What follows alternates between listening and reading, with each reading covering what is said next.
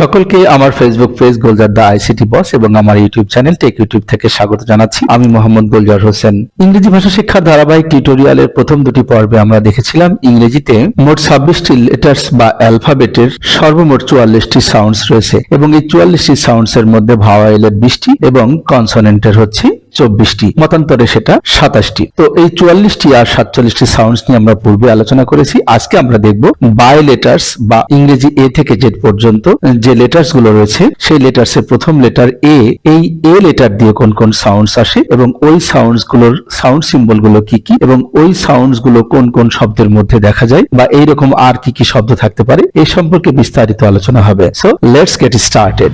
So dear viewers, চলে আসলাম আমরা আমাদের মূল টিউটোরিয়ালে। এখানে এখন আমরা দেখব যে এই যে ইংরেজি এ লেটার্স, এই লেটারটি দিয়ে আমরা আসলে কোন কোন সাউন্ডস পেয়ে থাকি এবং এই সাউন্ডস গুলো আসলে কোন কোন ওয়ার্ডের মধ্যে রয়েছে এবং আমরা ডিকশনারিতে কিভাবে ওয়ার্ড থেকে তার সাউন্ড সিম্বল দেখে কিভাবে তার প্রোনাউন্সিয়েশনটা বুঝতে পারবো বা চিনতে পারবো। সো প্রথমে আমরা দেখে নিব যে এই সাউন্ড সিম্বলটি আসলে কোন সাউন্ডস কে রিপ্রেজেন্ট করে। এই সাউন্ড সিম্বলটি আসলে উচ্চারণ করে বা রিপ্রেজেন্ট করে এইরকম সাউন্ডসটিকে রিপ্রেজেন্ট করে এবং এই সাউন্ডসটি কোন কোন ওয়ার্ডের মধ্যে আসে সেটা আমরা এখন দেখে নিব। তো ডিয়ার ভিউয়ার্স, একটু খেয়াল করবেন এই যে এই সাউন্ডটি দিয়ে সাউন্ড সিম্বলটি এ লেটারের মধ্যে আসে। দেখুন Apple, allow, above, around, arrange.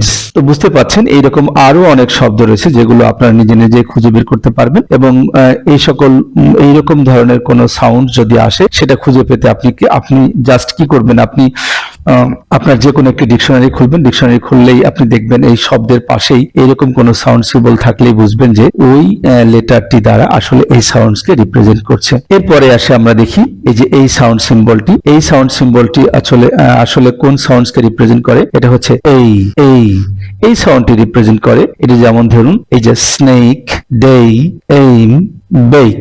আরেকবার দেখুন স্নেক, ডেই, এইম, বেক। বুঝতে পারছেন যেটা এই সিম্বলটি দ্বারা আসলে এই সাউন্ডটি আসছে এবং এই যে লাল অক্ষরে এই যে এই লেখা রয়েছে এই যে এই লেটার গুলো দ্বারা আসলে এই সাউন্ডটিকে রিপ্রেজেন্ট করছে। এবার দেখি আমরা এই লেটারটি দ্বারা কোন কোন পরবর্তী কোন সাউন্ডটি আসে। দেখতে পাচ্ছেন এখানে মেনি, এনি, এনিথিং, এনিহোয়ার। বুঝতে পারছেন যে এখানে এই লেটারটি আসলে এ সাউন্ডটিকে রিপ্রেজেন্ট করছে আর এই সাউন্ডটির সাউন্ড সিম্বল হচ্ছে এমন। অর্থাৎ আপনি যখনই কোনো ডিকশনারি খুলবেন, ডিকশনারিতে যদি আপনি এইরকম কোনো সাউন্ড সিম্বল দেখেন তাহলে বুঝবেন যে আপনার ওই লেটারটি দ্বারা আসলে এই সাউন্ডটিকে রিপ্রেজেন্ট করছে। তো এরপরে আমরা দেখি এক্সাম্পলটা। দেখুন এখানে আর্ক, বার, হার্ড, বার্থ। বুঝতে পারছেন এটি একটি লং ভাওয়েল সাউন্ড এবং এর উচ্চারণটা আসছে আ। খেয়াল করুন আ।